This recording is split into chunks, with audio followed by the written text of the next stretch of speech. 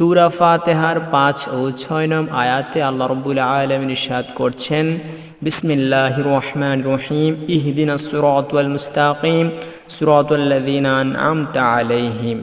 আল্লাহ রাব্বুল আলামিন ইরশাদ করছেন, আমাদেরকে সোজা পথে পরিচালিত করো, তাদের ওই পথে যাদের উপর তুমি অনুগ্রহ করেছ।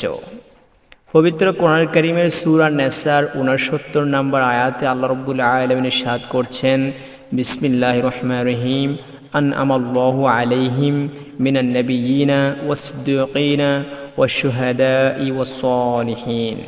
আল্লাহ রাব্বুল আলামিন ইরশাদ করছেন, যাদের উপর আল্লাহ অনুগ্রহ করেছেন তারা হলো নবীগণ, সিদ্দিক অর্থাৎ একনিষ্ঠ সাহাবাগণ, শহীদ এবং সৎকর্মপরায়ণ ব্যক্তিগণ।